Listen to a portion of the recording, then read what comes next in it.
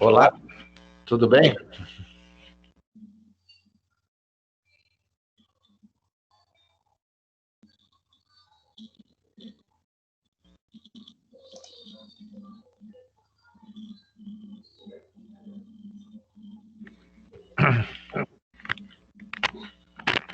Muito bem, boa noite para vocês. Eu vou estar ligando aqui o outro.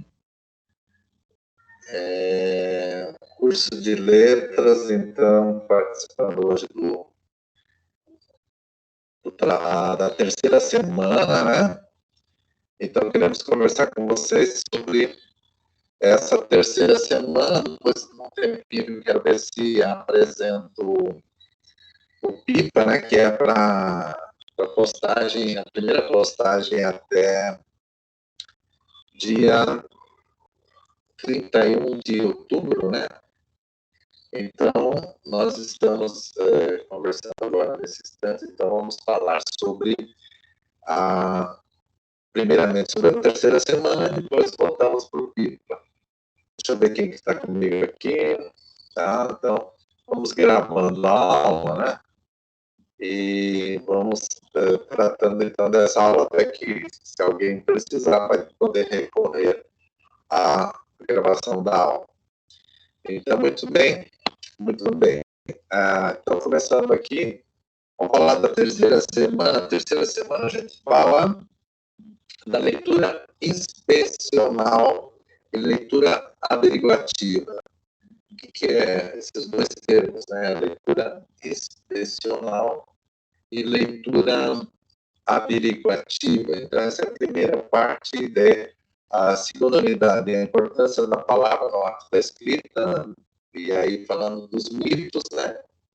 E na terceira, avaliação da compreensão leitura na língua portuguesa, e ainda a extensão chamada escrita, essa extensão chamada escrita, que é a quarta unidade dessa semana.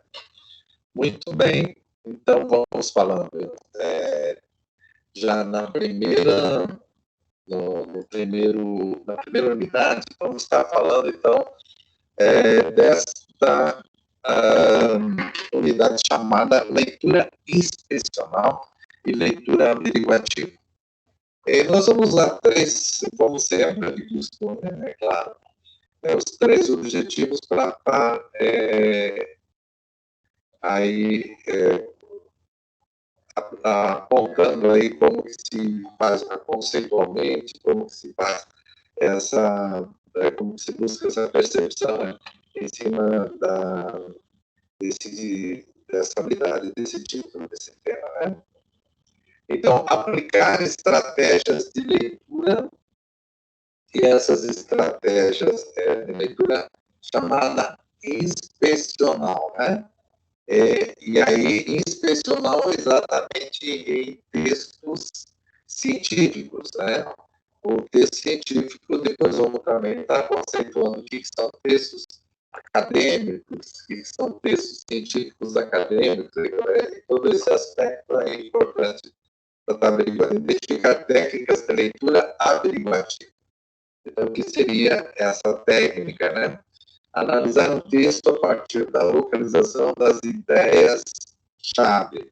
Então, não tem jeito que você vai encontrar palavras-chave. Aí nós vamos estar falando do texto das ideias-chave. E como que nós caracterizamos uma ideia-chave, né? Normalmente, nós temos que ter um conhecimento prévio para poder estar entendendo o que são ideias-chave, né? Então, colocar todas essas perspectivas aí, vamos estar também aqui apresentando, então, cada parágrafo, cada seção, como é que se lê o texto, como é que se restringe ele. Enfim, dessa forma toda. Então, a leitura inspecional e a leitura averiguativa é que está em pauta nessa primeira unidade. Então, vamos ao nosso desafio dessa unidade. E nesse desafio, se os textos têm como uma relação necessária com o seu contexto, lembra que eu já falava disso, né?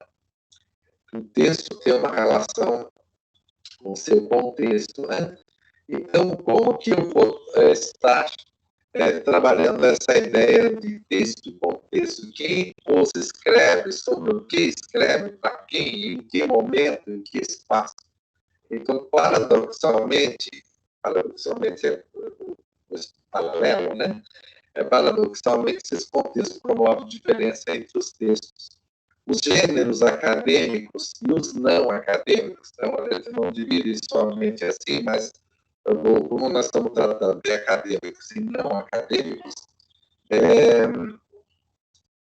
eles estariam assim, apresentando características distintas. A identificação de tais características é essencial em qualquer área de atuação.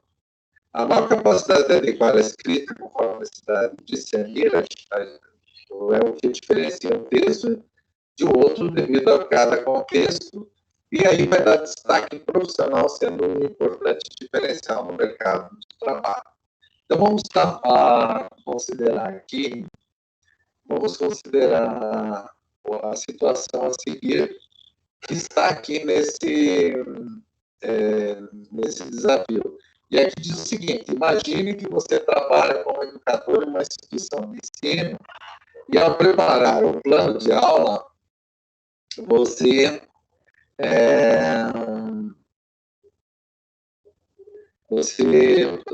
vai para a próxima turma, você se depara com dois tipos diferentes de textos básicos. A partir da leitura dos trechos do texto abaixo, você pode constatar que o trecho A pertence ao gênero acadêmico, enquanto o trecho B pertence a um texto não acadêmico. Então, veja isso, o trecho A, nós estamos falando de um profissional de saúde, que submete a sua atividade de intenção proveniente de várias fontes. Então, veja, é o contato frequente com a adulto. Então, nós estamos falando aqui do texto de pesquisa, né? E de uma profissão da saúde, né? E sendo assim, cuidar de quem cuida é condição suficiente para desenvolver projetos. E aí eles buscam uma citação de Martins falando da humanização do cuidado com os doentes, né? Então, qual refere a resistências, envolve mudança e comportamento que sempre despertam uma insegurança. E esses padrões conhecidos aparecem mais seguros, além disso, os novos não estão prontos nem em decretos para buscar essa característica, isso está nos livros, né? Então, esse é o trecho A. O trecho B, nós vamos estar encontrando assim: em um espaço de um mês, minha mãe foi internada 2 vezes. Então, veja, no primeiro nós falamos de uma profissão e dos dados e argumentos sobre o estresse dela, e tudo. No segundo, tem uma questão bem pessoal. Em um espaço de mês, minha mãe foi internada 2 vezes no hospital, recebeu alta de ama sem saber direito o que teve, mesmo estando sob o cuidado de excelentes médicos e enfermeiros. Então, aqui ela foi minuciosamente examinada. Na falta de um diagnóstico preciso, passei a refletir a respeito do universo em que eu tinha pouca familiaridade. Voltamos ao hospital, na sua pressão idílica, um ambiente silencioso, higienizado, distanciado de tudo que se conhece na realidade, aquela constituída de hábitos, de rotinas e compromissos. Dentro do hospital não existe sexta-noite, terça de manhã, dia dos namorados. É um exílio, sem calendário, é um território neutro, mas é ativo 24 horas, onde os plantões se revezam, os médicos entram e saem, os doentes se curam, outros falecem, e aí por diante. E aí quem cita isso é Medeiros, 2019.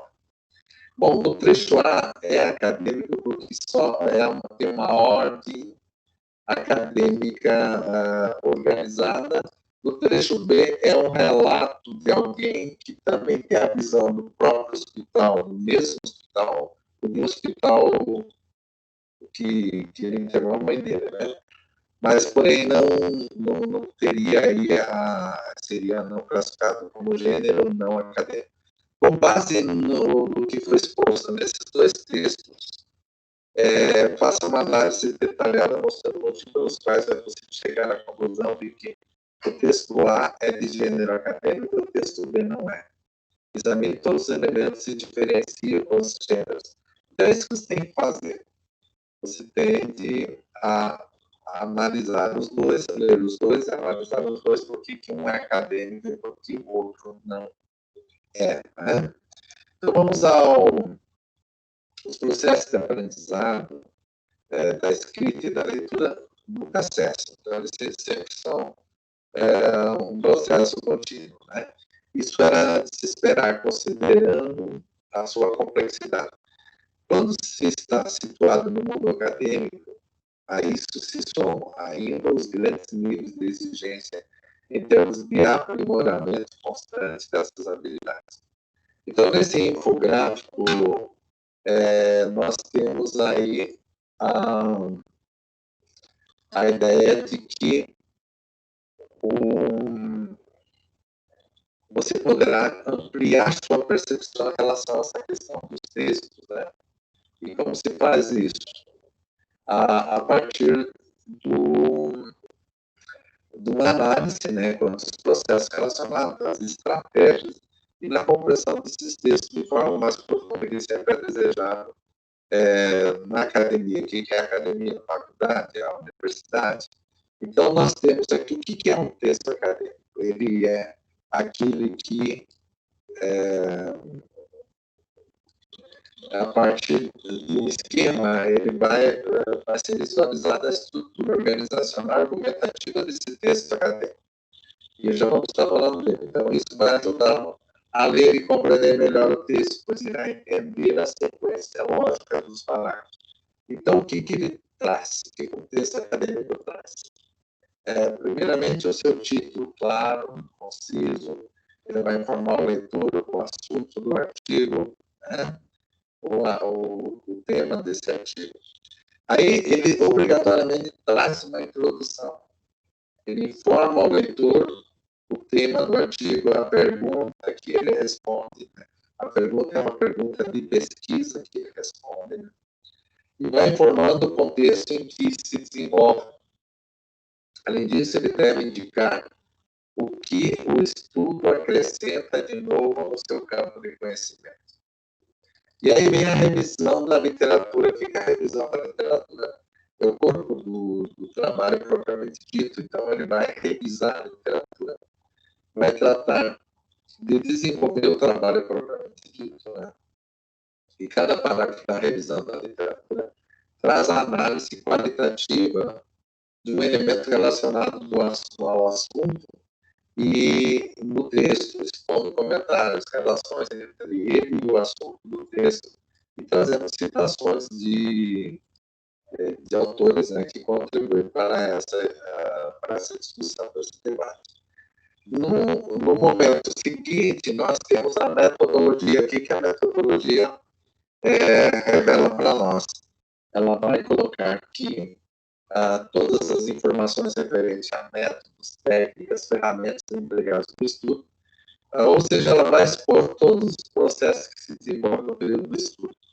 E aí, claro, você vai falar que tipo de pesquisa que tipo de instrumentos utilizou, enfim, tudo que resulta no desenvolvimento metodológico dessa pesquisa, dessa discussão, dessa em formato de pesquisa, que tipo de pesquisa, né?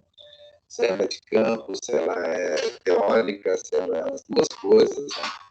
E aí, no momento seguinte, vem o resultado de discussão. O que é isso? Diante dessa pesquisa, do formato metodologicamente falando, ele vai trazer nesse espaço do resultado de discussão as descobertas, os resultados alcançados, os dados obtidos, né? Pode ser experimental ou bibliográfica nesse sentido, mas ela mostra também as relações entre esses dados apresentados. E é claro que nós vamos ter aqui também uma conclusão. E como que seria essa conclusão? Consiste no fechamento da ideia do texto, dando um panorama geral dando os métodos de estudo, os resultados, portanto, um resumo que foi apresentado. E aí nós temos uma leitura chamada averiguativa, né? Esse esquema justamente nós noções relativas de leitura averiguativa, que deve auxiliar seus processos de leitura, ampliando suas possibilidades de compreensão dos textos. E aqui vai uma atenção às partes do texto acadêmico não apresentam um número pré-determinado de parágrafo, mas deve identificar que parte do texto cada parágrafo corresponde. Então, é interessante estar apresentando, né? E mais interessante ainda é entender o texto, do que é composto o texto acadêmico. Vamos para o conteúdo, então, falando aqui da leitura e escrita acadêmica, né? A importância ainda maior do mundo é o acadêmico, posto que o saber desse universo é massivamente gerado por meio da escrita. Então, quando a escrita está num sentido profundamente relevante, né? E de forma estruturada, então seria aí nós buscarmos o gênero acadêmico, né? Então, isso faz com que o acadêmico tenha uma grande necessidade de dominar habilidades de leitura desde o início dos cursos superiores. Então, é o caso de vocês, né, fazendo trabalhos acadêmicos aí, depois eu vou estar falando em PIPA, né? Então, a leitura inspecional e a leitura averiguativa. Eu falei que nós ia conceituar isso, né? Então, buscando conceituar, né? A leitura inspecional nos textos científicos, a escrita ocupa um lugar fundamental no mundo acadêmico. Então, desse modo, é importante saber que ela circula no meio universitário, né, diferencia dos demais textos, porque ela circula nos ambientes universitários. Todos os textos têm em comum um aspecto: a relação com o seu contexto.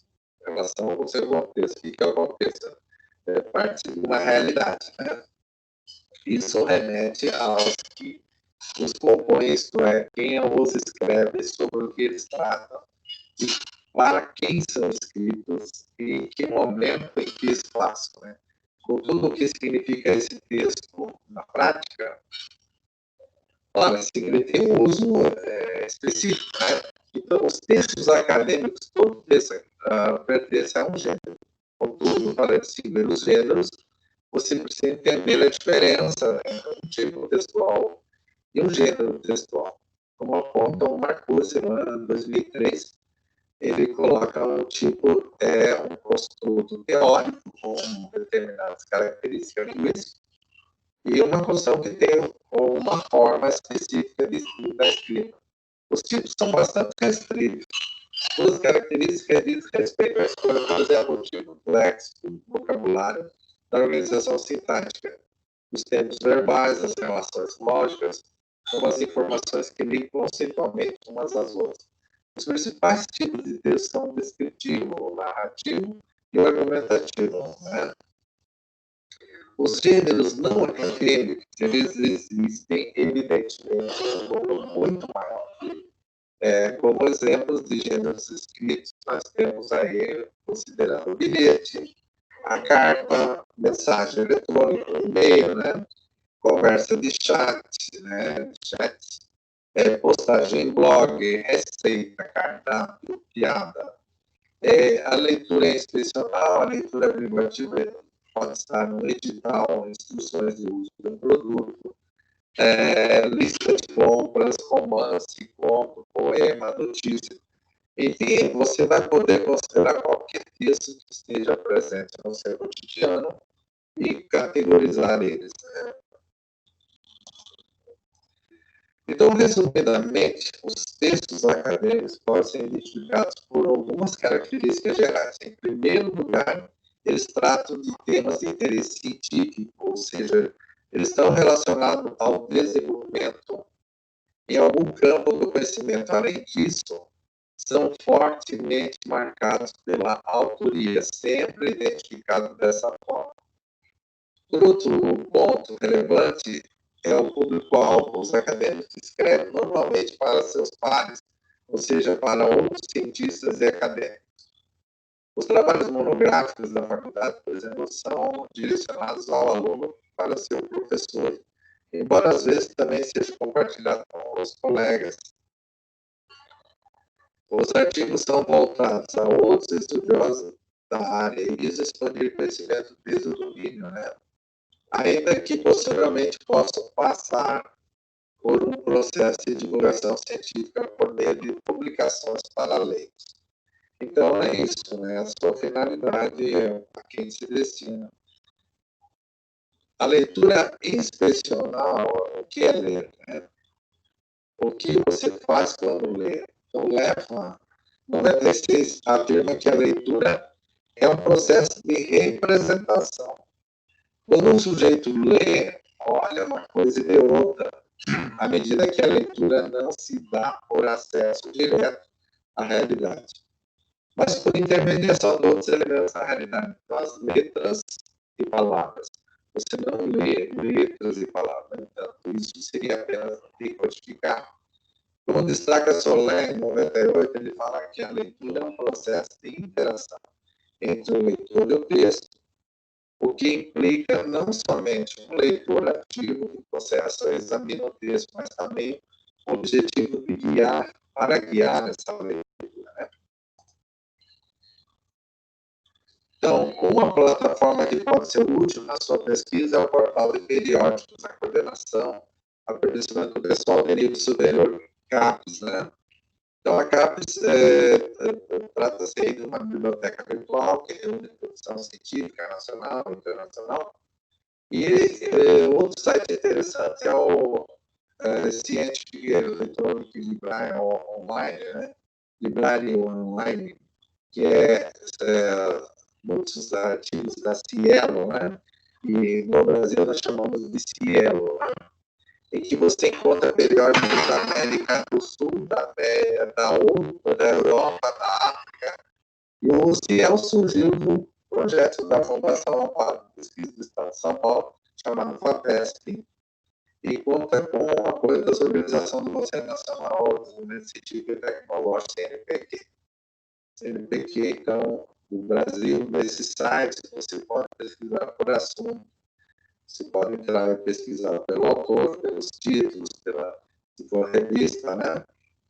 O resultado das buscas traz o título em um resumo. Se você clicar naqueles que lhe interessam, vai checar os sites das revistas acadêmicas dos respectivos textos e você pode baixá-los também. Outra opção é ir diretamente aos sites periódicos acadêmicos específicos, no caso de você saber que um dado campo do conhecimento, determinado periódico é especialmente relevante. Então, nós estamos falando de textos acadêmicos com acesso dos órgãos e das organizações, onde encontra, né, os periódicos, onde encontra os artigos, revistas científicas e por aí afora.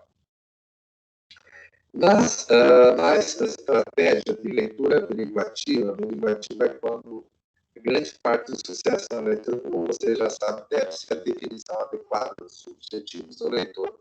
O leitor tem objetivo, ele sabe o que ele está procurando, o que ele deseja. Assim, se o objetivo da leitura inspecional é traçar rapidamente um panorama conciso do que trata um texto, na leitura averiguativa é preciso ir além. Nesse caso, você deve identificar estratégias adequadas e eficientes para localizar as ideias centrais do texto, os desdobramentos argumentativos, e dessa forma compreendendo-se em maior profundidade. Então, trata-se de estipular uma maneira, uma forma de acessar esses textos, de organizar de forma objetiva, né? Então, mas nessa leitura você tem de buscar os aspectos que compõem a necessidade de entender o objetivo dessa leitura. Tratando, então, da inspecional, da averiguativa, no que tange a esses aspectos, estamos, então, entendendo diante do gênero acadêmico, né? E, por fim, também,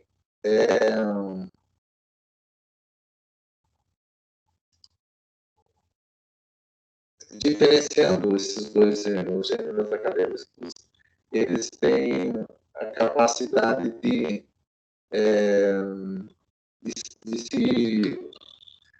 ser observado pela sua estruturação, né?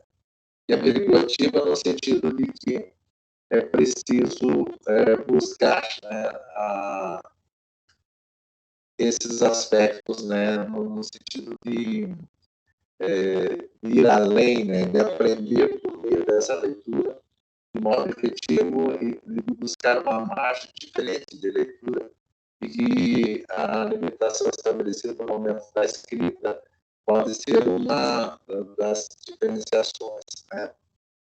Então, as estratégias de leitura averiguativa estariam no sucesso, na grande parte do sucesso dessa leitura e da sua compreensão, né?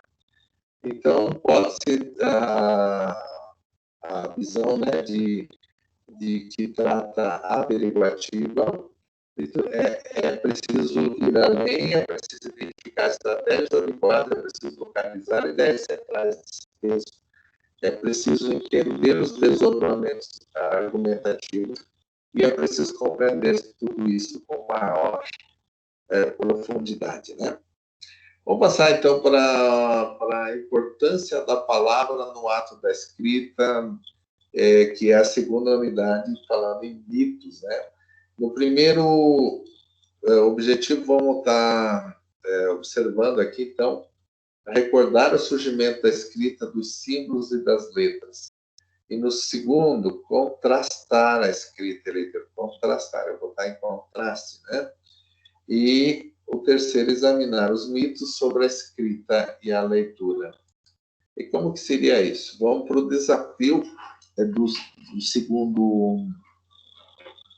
da segunda unidade, e que vai estar colocando uma das maiores relações entre leitura e escrita, diz respeito ao aprendizado na intuição de formação de palavras, ou seja, o leitor expande seu vocabulário e amplia seu conhecimento léxico por meio da leitura, né?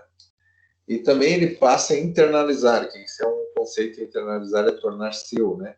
E a reconhecer padrões de formação de palavras. Por conseguinte, ele vai utilizar esses padrões para o entendimento de palavras desconhecidas, assim como para a escrita de palavras novas. Então, por isso que nós temos que sempre acrescentar ao nosso vocabulário palavras novas, né? E a escola serve para isso, né? E aqui no desafio, você observe quando o aluno tem dificuldade na ortografia e comete muitos erros, é importante que o professor peça para ele refazer as tarefas que ele errou. Quando os estudantes tiverem a oportunidade de reescrever palavras que erraram, eles têm maiores chances de internalizar a forma correta. Assim, é um método, né? Martim é um canadense morando no Brasil e ainda está aprendendo a língua portuguesa.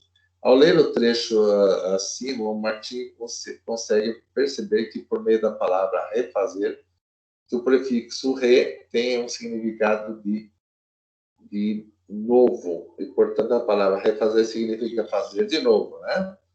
Mais adiante, Martim se deparou com a palavra reescrever e concluiu, então, que a palavra significa de novo, logo percebeu que quando adicionamos o re a um verbo, a palavra se torna fazer aquilo novamente. Então, veja, isso é uma compreensão. Foi assim que Martim, em um dia que precisava compor um e-mail solicitando que a loja enviasse novamente o produto que havia sido extraviado, lembrando do que aprendeu por meio da leitura, conseguiu compor corretamente a palavra reenviar para fazer o pedido. Com base no princípio em que é possível aprender a formar palavras por meio da leitura, releia o texto anterior, que contém algumas palavras inventadas e, com base em suas formações, tente encontrar o significado ou a tradução das seguintes palavras. Então, ali você tem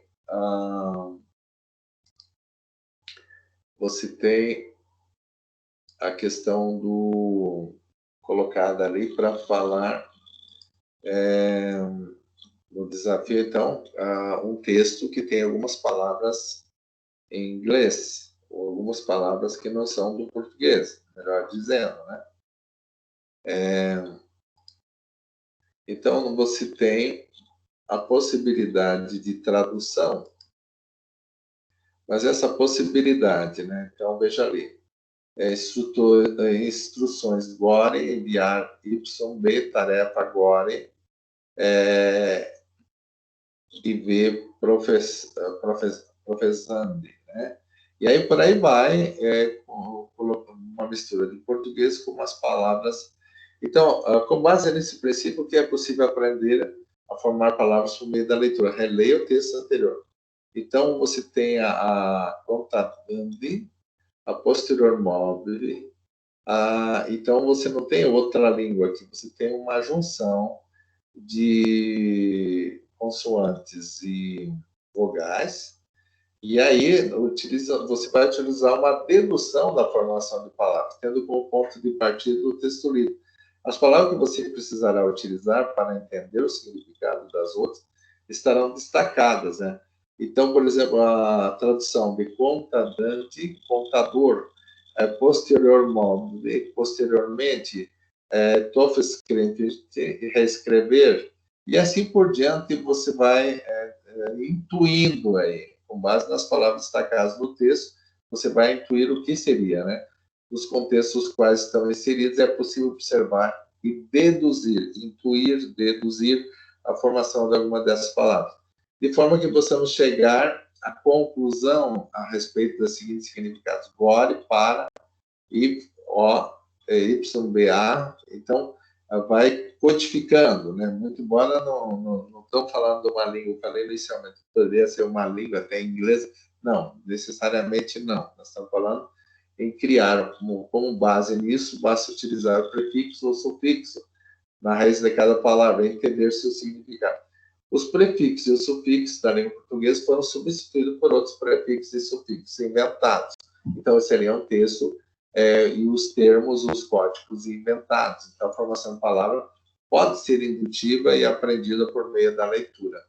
E é claro que vocês lembram daquelas cartas enigmáticas, ou enigmáticas, né? Melhor dizendo, enigmáticas, elas têm esse papel, né, de apresentar códigos, e o código pode ser imagem, pode ser letras, pode ser números, né?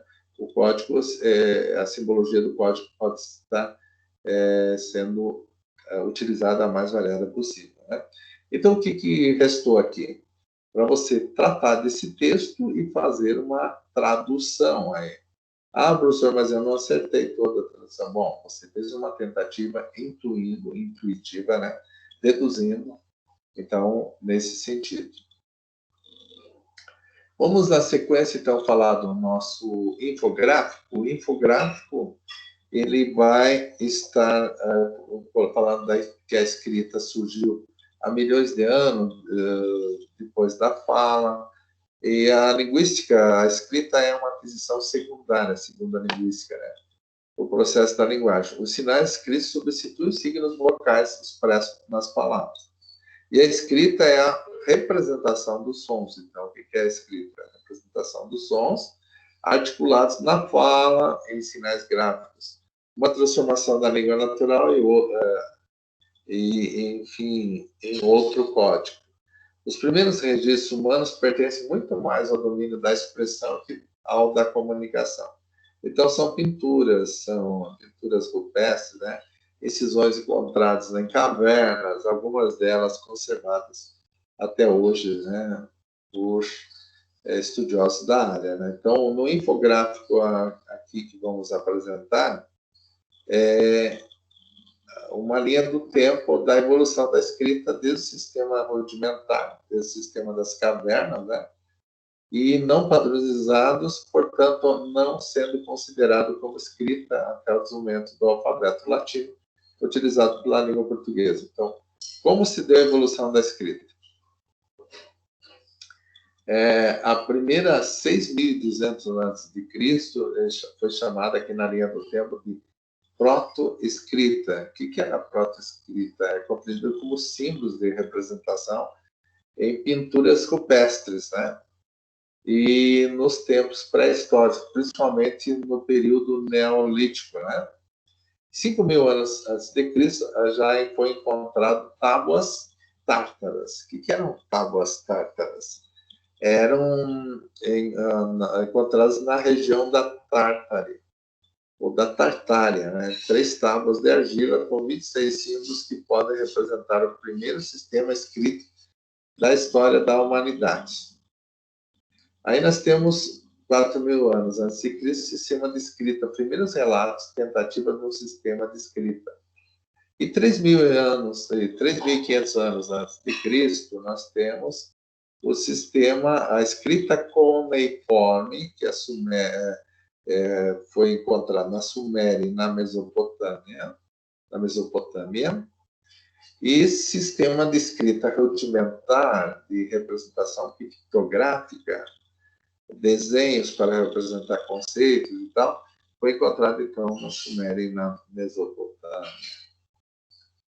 E aí, 3.200 a.C., vai ser encontrada a escrita hieroglífica, ou a escrita egípcia, né? Os sistemas escritos são encontrados nas pirâmides e documentos egípcios, e ela estaria dividida em hieroglífico, e são símbolos das paredes das pirâmides, né? Então, isso que até hoje você encontra nas pirâmides. O hierático é a forma mais complexa, e o demótico, o sistema mais simplificado para dividir o hieroglífico, que era o hierático, e o demótico. Isso 3.200 antes de Cristo. 1.200 a.C. vai surgir o sistema chinês, o sistema de ideogramas, utilizado até hoje, até os dias de hoje, né, com modificações, é claro, né? Mas aí não só os chineses, mas também os japoneses. E aí o alfabeto fenício, 1.050 anos antes de Cristo, que é um alfabeto de um sistema originário de todos os alfabetos atuais, criado pelos fenícios. É um sistema de 22 símbolos que representam apenas as consoantes, né? E aí, 800 anos antes de Cristo, nós vamos ter o alfabeto grego, originário do alfabeto fenício, e os gregos acrescentaram os sons das vogais, que é o alfabeto no modelo que nós temos hoje. E aí, 700 anos antes de Cristo, o alfabeto latino, que é propriamente esse que nós utilizamos, né, que é proveniente de uma variável do alfabeto grego, da sua origem do alfabeto grego, e o etrusco, os povos romanos que adotaram, então, 21 símbolos que, com o passar do tempo, foram adotados e adaptados por diferentes línguas. No Brasil, a língua portuguesa, né, tem 26, hoje, dos símbolos do alfabeto latino. Então, aí tem a linha do tempo, né, chegando até anos 700 a.C., que é o alfabeto latino, que originou-se do alfabeto grego, e cujo nós temos aí o nosso formato de escrita através do alfabeto latino. Vamos falar então agora do conteúdo que nós desejamos aqui nessa segunda unidade estaria então relacionado a, vamos colocar aqui, falando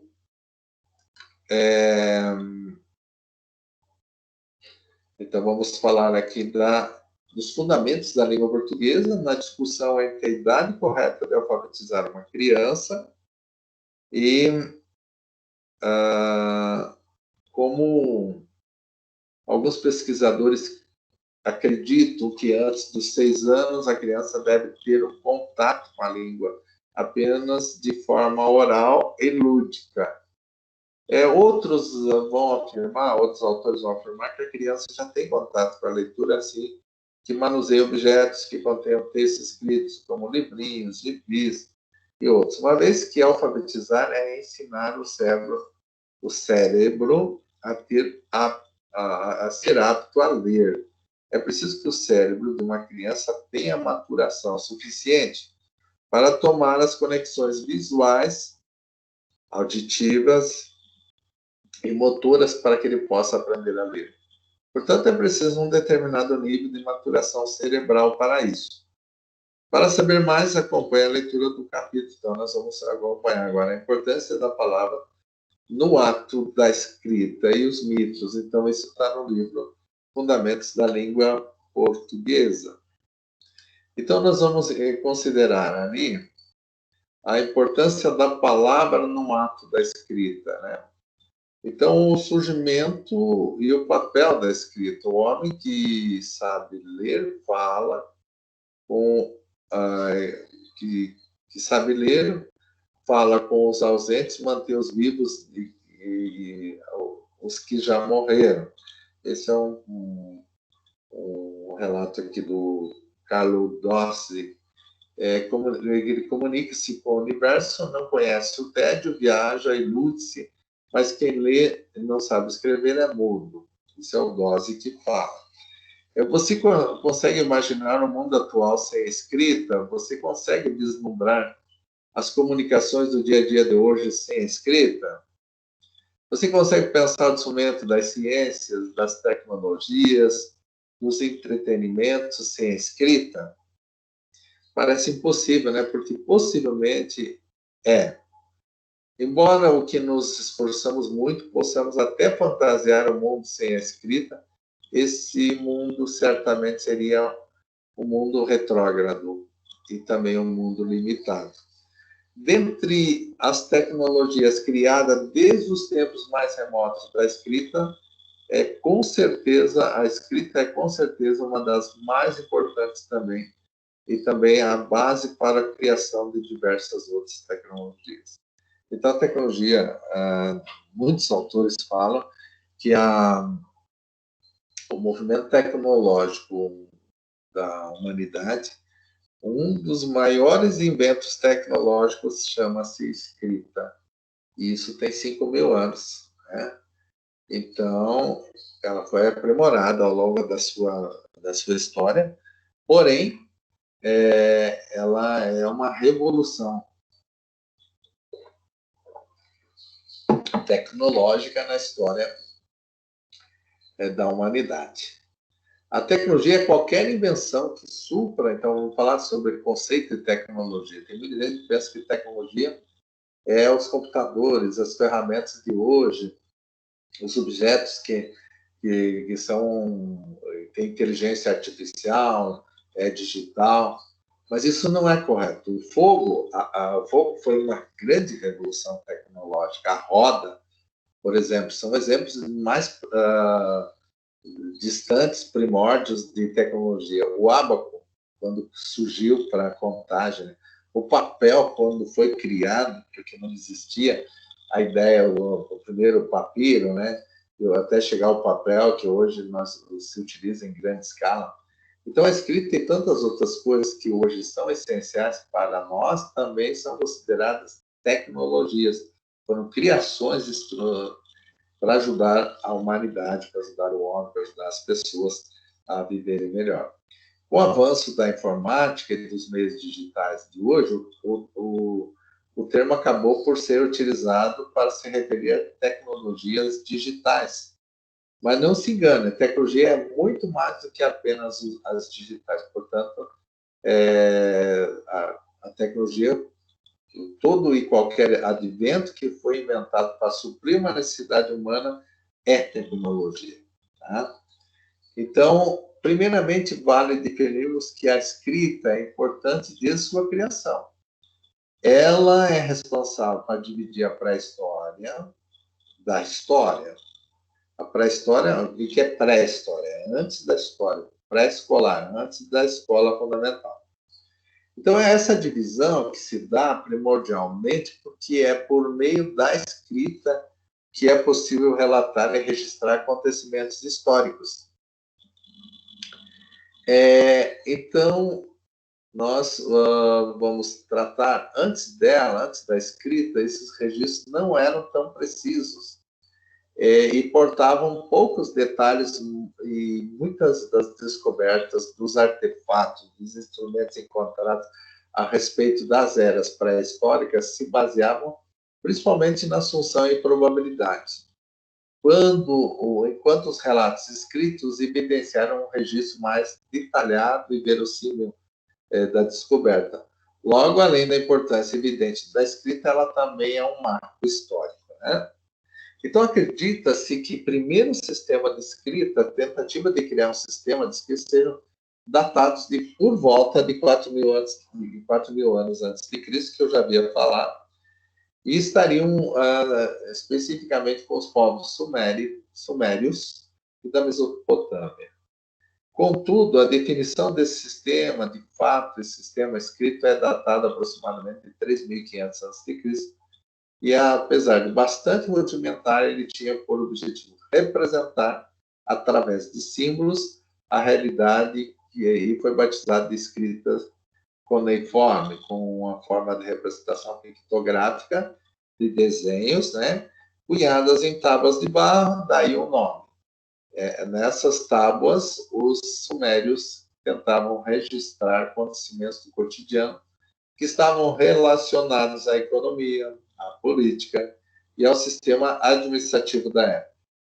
Esses estudos sobre a escrita cuneiforme revelaram que há cerca de 2.000 símbolos eram cunhados nas placas de barro da direita para a esquerda. Então, nesse sentido, isso variando mais ou menos 3.500 anos antes de Cristo.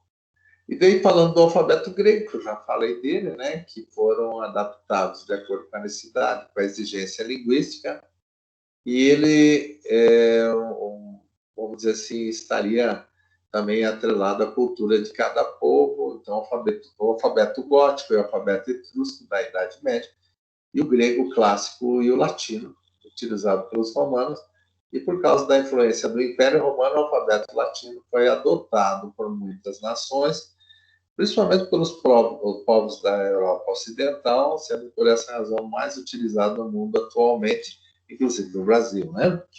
A relação entre escrita e leitura. Antes do interesse pela escrita, há um outro interesse pela leitura. Então, e mal vão as coisas quando só se pensa no primeiro, e antes de que se consolidou o gosto pelo segundo. Sem ler, ninguém escreve, dizia José Saramago. Tratamos, então, da escrita como convenção, e passamos a entender que ela é compartilhada dentro de um certo grupo, e podemos classificá-la como um produto cultural. A escrita é um produto cultural. A escrita não é uma prática que se adota exclusivamente dentro de contexto escolar apenas, mas é uma prática cultural, uma vez que os textos estão representados na nossa realidade de forma constante, não necessariamente só na escola, né? Embora antes de ingressar na escola, uma criança possa não conseguir decifrar signos, no caso linguístico, e, portanto, ler e escrever, ela certamente já está em contato direto com as palavras e com a leitura, mas ainda não lê nem escreve, e que vai buscar aprender na escola. Já observando a estruturação, vamos pensar agora que a leitura como forma de entretenimento, por meio da literatura, né? Quando você escolhe um livro para ler, você espera encontrar nele certos padrões linguísticos que tornarão a leitura fluida, ou para isso é preciso que o autor tenha respeitado regras estruturais e também feito escolhas lexicais, né, coerentes para que o texto seja produzido. Então, o que é o léxico? Pensemos que agora é somente um nível estrutural de composição do texto. Antes de entrarmos nesse detalhe sobre a relação da leitura e escrita, poderíamos ponderar o nível lexical de um texto. Certamente podemos aprender e aprendemos, né? Diversas palavras novas por meio da comunicação oral. É possível dizer que a leitura não é necessária para que alguém aumente seu vocabulário. Podemos, por exemplo, escrever casa sem nunca ter lido a palavra, apenas ter ouvido. Contudo, será que a palavra seria escrita com a grafia correta ou sem nunca ter visto, ou se poderia escrever casa com K ou casa com C, né? Então, a escrita gráfica corretamente existe uma leitura, né? Então, o hábito de desenvolvimento. Vamos imaginar agora você, brasileiro, brasileira, acaba de se mudar para os Estados Unidos e que se matriculou em uma escola. Na matrícula foi pedido que você escolhesse um esporte, uma atividade eletiva. Na lista você encontrou a opção futebol americano, mas vamos supor que a ficha estivesse em português, só para fins desse exemplo, contudo você nunca ouviu falar de futebol americano, mas suponha que ele possa ser parecido com o futebol brasileiro, e nesse você é a craque. Mas aí você está falando dos americanos, né? Então, mitos sobre a escrita e a leitura. A leitura e a escrita são dois assuntos sobre o qual todo mundo parece ter várias opiniões.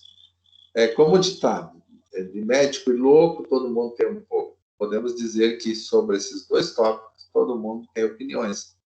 E essas opiniões podem ser especializadas ou não, entre aspas, né? Que acabam disseminando diversos mitos e verdades sobre a leitura e a escrita. Então, ao falar aí da leitura e da escrita, então nós tratamos aí que as duas são complementares, porém nem sempre uma e outra, no caso, a escrita depende da leitura ou a leitura depende da escrita, ou vice-versa, mas a maioria dos casos seria potencialmente a habilidade maior de quem lê e escreve, que teria maior correção na questão gráfica da escrita, né? Vamos pegar, então, agora a terceira unidade. Falando da terceira, aqui eu estou com o meu arquivo circulando e não passa adiante, mas eu continuo falando, então, a respeito da terceira unidade de aprendizagem, chamada de avaliação da compreensão leitora em língua portuguesa. Como que seria esses aspectos que você teria que dominar nessa unidade? Definir a compreensão leitora de seus níveis. Listar os métodos de avaliação, compreensão leitora e suas potencialidades, além de analisar os desafios da aplicação, né, e da correção dos testes de avaliação da compreensão leitura. Então, vamos direto para o primeiro desafio, e no desafio considerando a questão que trata, então, a avaliação, né? E vamos seguindo aqui, então, para avaliar a compreensão leitora de seus alunos. O professor precisa reconhecer que esse é um processo que exige múltiplas análises. Então, que vão além da capacidade cognitiva e que envolve processos de decodificação das palavras do texto. Vamos, então, buscar aqui no desafio que coloca o seguinte: Joana, licenciada em Letras Português, é professora em 3 turmas de 7º ano do ensino fundamental.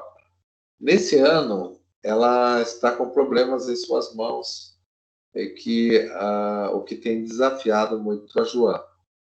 Mesmo valendo-se dos mesmos planos de aula, utilizando a mesma metodologia de técnicas de avaliação e compreensão leitora, seus alunos estão obtendo resultados muito diferentes nas avaliações. Uma das turmas que, quando se depara com um texto novo sobre o qual ela deve inferir resposta, exige uma sua interpretação, mostra não conseguir extrair do texto informações e processá-las em busca de respostas. Joana tem utilizado, então, em suas aulas, técnicas que envolvem o processo de análise sintática e que tem ensinado principalmente a técnica de close. Eu já vou depois falar o que é a técnica de close. Também conhecida como a técnica de lacunas. Então, close, técnica de lacunas. Escreve a frase e deixa uma lacuna, um traço para responder uma palavra que falta ali. Essa técnica propõe que o aluno, ao ler o texto, depara-se com a falta de alguns vocábulos, e é lacunas. Então, classifique-as bem como procura valer-se de questionário que envolve questões de múltipla escolha, para que os alunos respondam sobre alguns aspectos do texto. Então, nas provas, porém, Joana procura valer-se de questões abertas, que exigem do aluno esforço para a produção de inferências e interpretações sobre o sentido do texto.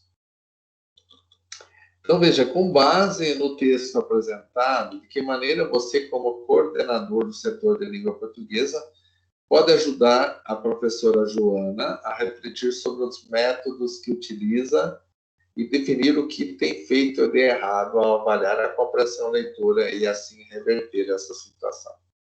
Então, o que você teria como auxiliá-la? A Joana precisa utilizar técnicas em suas aulas, outras técnicas, ou aquelas aliadas às questões de múltipla escolha. A técnica de close, por exemplo, passa realmente a oferecer ao aluno a oportunidade de inferir sobre o texto, mas procurando compreender o seu significado e preparado assim para essas avaliações. Então, como ela tem privilegiado suas aulas, ela também tem que se preocupar em avaliar conforme aquele trabalho metodológico, didático-metodológico, tem sido apresentado, né? Então, quando os alunos se deparam com atividades avaliativas, eles vão, muitas vezes, replicar aquilo que eles receberam enquanto habilidade na aprendizagem. Então, a professora deveria diversificar essa sua metodologia, não restringindo apenas uma ou a outra técnica ou outro método, né? Mas abrindo aí a capacidade criativa, a capacidade reflexiva dos alunos, tá bom? Essa seria a resposta mais ideal para você trabalhar aí. A questão, vamos ao infográfico. Ele fala ali, então, o infográfico é uma das dificuldades apontadas pelos pesquisadores sobre práticas avaliativas, especificamente na compreensão leitora e o entendimento das múltiplas dimensões que envolve esse conceito, né, da compreensão leitora, em vez que se refere a habilidades linguísticas, cognitivas, sociais e culturais. Então, nesse infográfico, você conhecerá 6 componentes do conceito de compreensão leitora. Então, 6 componentes do conceito de compreensão leitora. O primeiro, habilidades cognitivas. O que seriam as habilidades cognitivas? São conhecimento da estruturação gramatical e... Só um pouquinho que passou aqui, né? Quero ver o que aconteceu. Então, aqui, ó. Compreender o texto pode envolver memória, capacidade de análise, pode envolver criatividade, pode envolver imaginação e raciocínio. Já a habilidade linguística, o conhecimento da estrutura, pode envolver a estrutura gramatical, as classes de palavras, a sintaxe, a semântica, o que mais? As regras ortográficas. A língua materna é importante fator de compreensão leitora, mas a decodificação do texto. Aí nós vamos falar do contexto ou referente. São fatores relacionados ao quê? A realidade social e cultural do leitor e do autor. Então, o referente seria o leitor em condições para, a partir do repertório de suas vivências, ele interpretar o texto que vai inferir, né? E agora a questão do texto propriamente dito, no 4 ali, que são 6, né?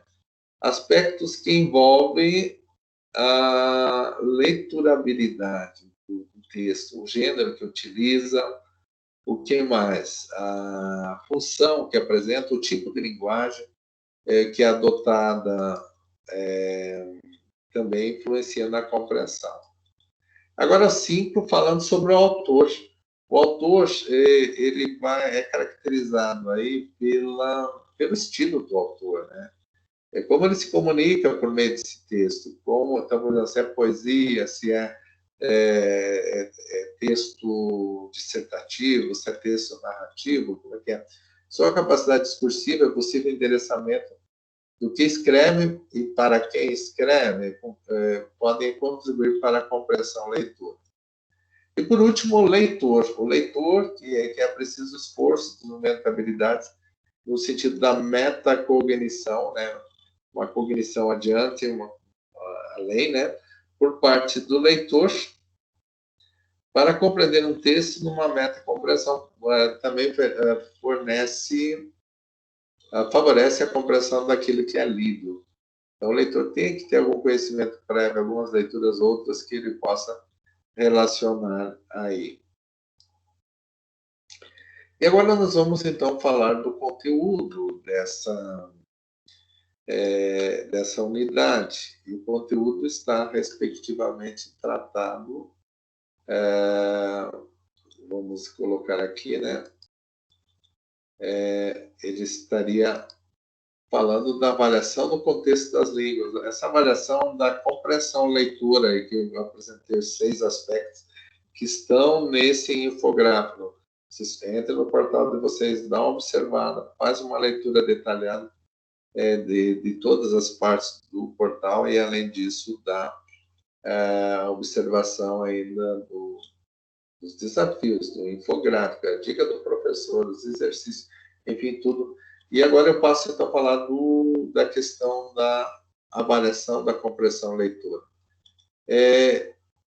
Ela, no caso da compreensão leitora, e seus níveis, a vida em sociedade exige cotidianamente que exercitemos uma leitura para nos mantermos informados diante da exposição de números de textos mediáticos e que chegam por diversos canais digitais, analógicos, por meio de nossos deslocamentos pela cidade, por onde andamos, né?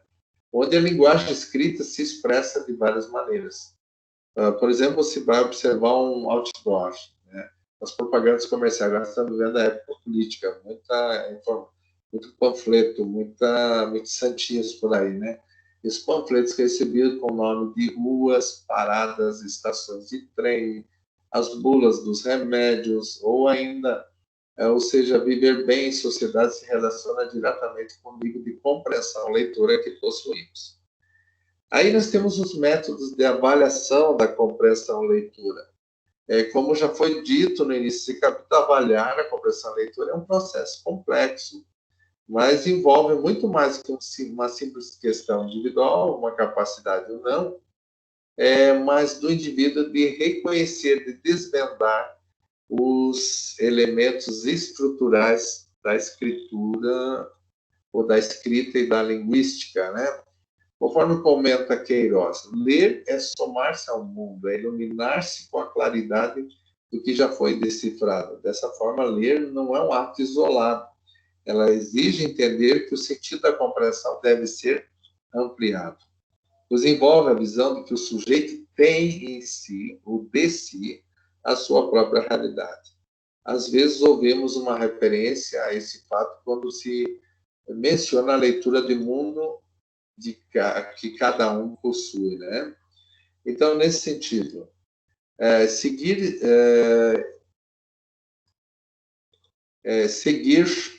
estão listados alguns métodos de avaliação da compreensão leitura e que costumam ser utilizados no Brasil na educação básica. Então, nós temos um dos métodos de avaliação, o reconto, o questionário de múltipla escolha, a técnica, o procedimento de close, eu já falei do que trata a close, né? Recordação, resumo, verdadeiro, falso e PISA, né? Então, outro método muito utilizado na busca da avaliação, da compreensão leitura, é a aplicação de questionários de múltipla escolha. eles são relacionados aos textos lidos, que é chamado aí alguns livros de interpretação dos textos. Esses questionários têm sido utilizados nas avaliações aplicadas no SAEB, o Sistema de Avaliação da Educação Básica, e pelo PISA, que é um órgão internacional que avalia o ensino. Como o item avaliado é a leitura, as questões de múltipla escolha são as mais indicadas, em detrimento das perguntas abertas. O que são as perguntas abertas? Se pergunta e que a pessoa responde conforme a sua compreensão, quando aplicados à compreensão desse texto e a habilidade da escrita. Já a técnica close, que eu já falei dela, né, mas consiste no quê? Em organizar textos para os alunos que são retirados alguns vocábulos, deixando lacunas para que eles completem o sentido do texto. Essa supressão, essa retirada de palavras pode ser ter uma certa ordem associada a alguma classe gramatical. Então, Pereira, 2008, no documento online, ele refere-se às possíveis versões de close aplicadas a estudantes do ensino médio. Esse instrumento é elaborado com um método de apagamento randômico, e apagam a cada 10ª palavra do texto e substituído por uma lacuna, cometendo assim várias lacunas, o que estabelece a metodologia do close, né? E o primeiro e o último parágrafo do texto não fazem parte do processo de lacunamento. Então, é mais uma metodologia. Já o Programa Internacional de Estudo chamado PISA, né? Essa prova internacional desenvolvida pela Organização de Cooperação e Desenvolvimento Econômico da OECD, né, tem sido aplicada no Brasil, paralelo ao que as provas do SAEB, que é o Sistema de Avaliação da Educação Básica, e vão sendo avaliada a compreensão leitura. Essa avaliação é aplicada de forma amostral, né, por amostragem, colocado nos critérios da OCDE, né, que vai avaliar alunos na faixa de 15 anos de idade, matriculados no 8º ou 9º ano e também no ensino médio.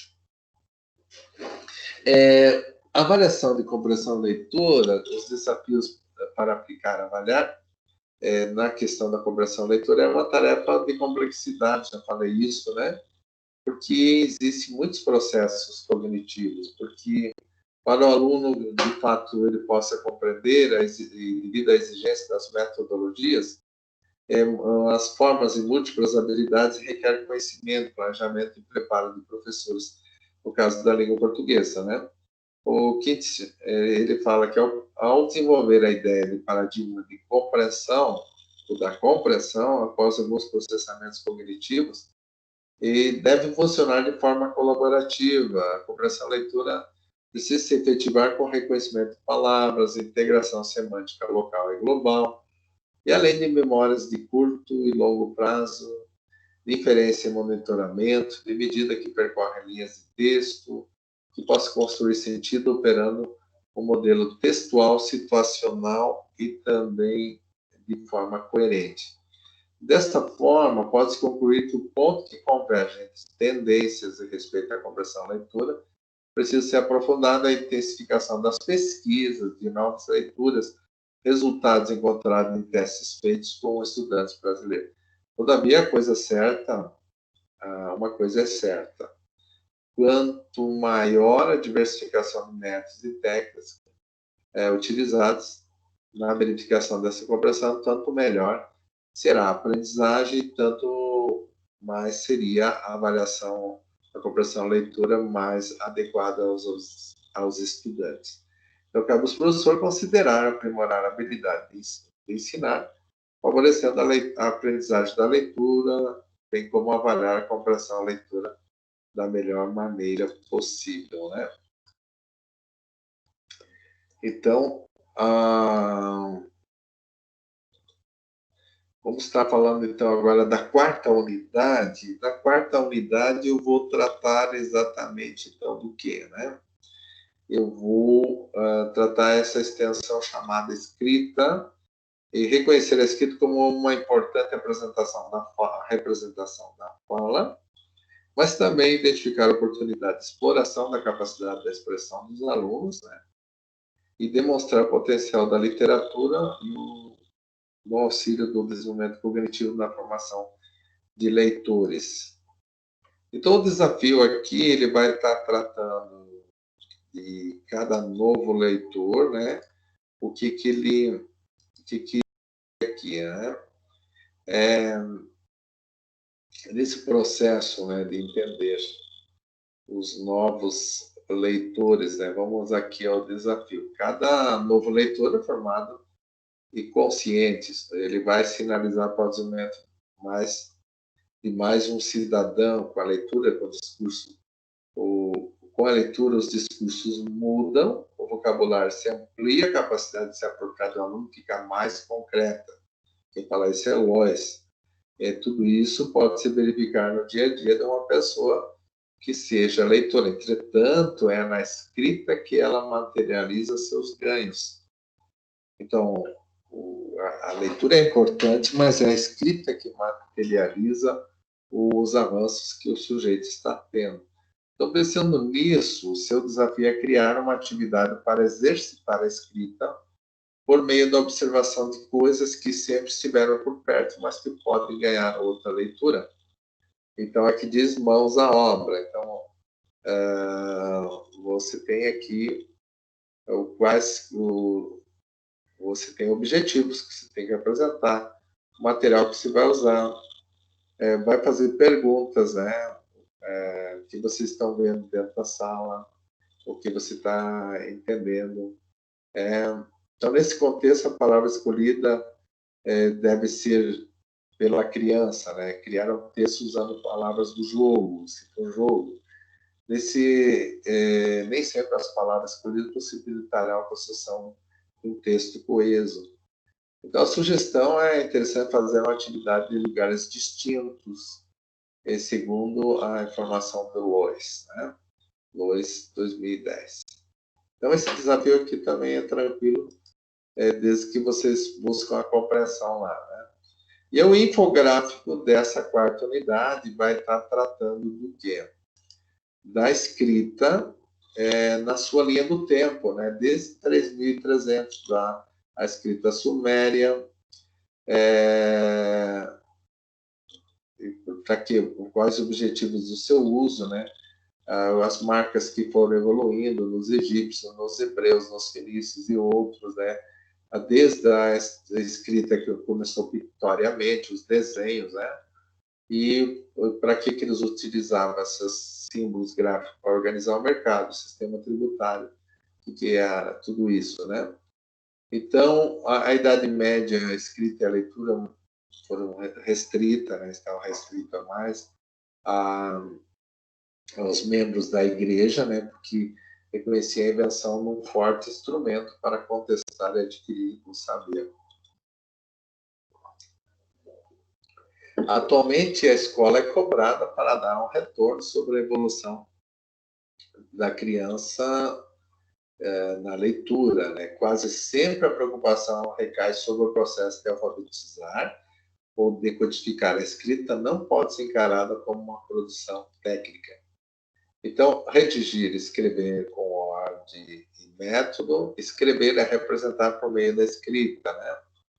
Escrever requer persistência para vencer dificuldades com as palavras.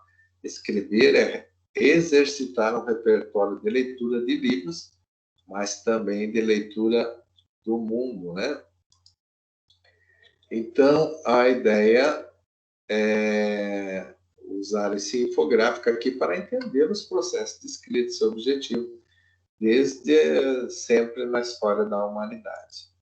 Vamos buscando, então, aqui falar da parte do conteúdo dessa semana, e que vai estar tratando aqui exatamente sobre a teoria e prática da formação do leitor.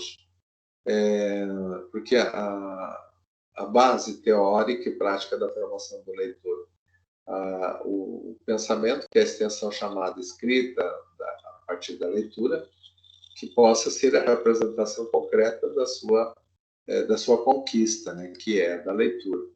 Essa extensão chamada escrita mas já se sabe,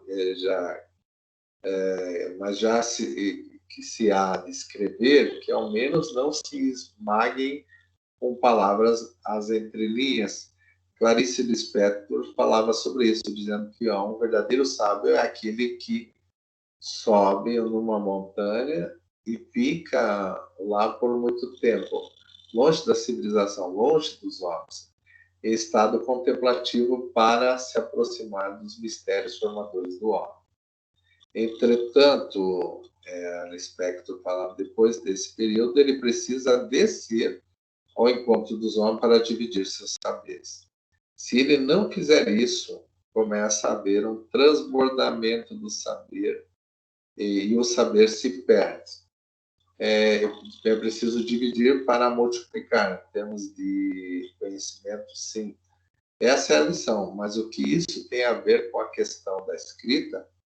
O sistema de escrita começou, então, pictoricamente, com desenhos, para representar aquele mundo cultural e social, né? E duas linhas onduladas indicam água, um desenho, por exemplo. Logo percebeu-se que não seria suficiente, que tais desenhos não dariam conta de registrar tudo o que se queria dizer.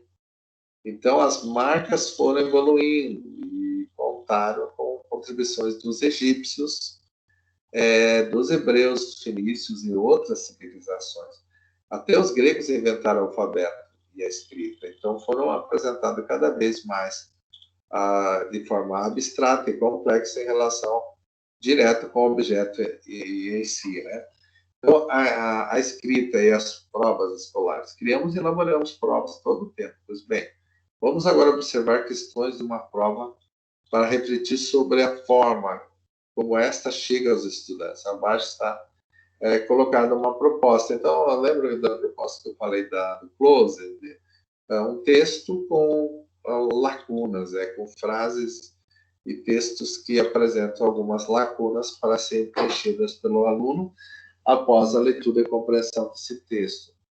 Então, nesse sentido, infelizmente, nem sempre a escola percebe que o que ela planeja em termos de avaliação, entre cobrança e maus resultados, a escrita vai perdendo seu poder maior, que é de representar e documentar um pensamento, um argumento, um sonho, e principalmente uma marca única, porque a escrita é individual do sujeito, né?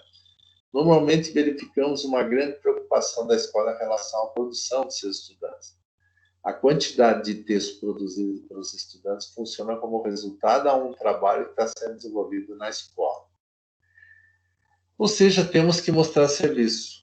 Precisamos que esse estudante escreva muito.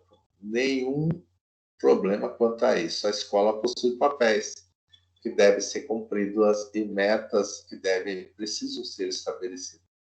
Todavia, o cumprimento desses papéis não deve ter o preço de um sacrifício, até porque não haveria nisso resultado honesto e verdadeiro.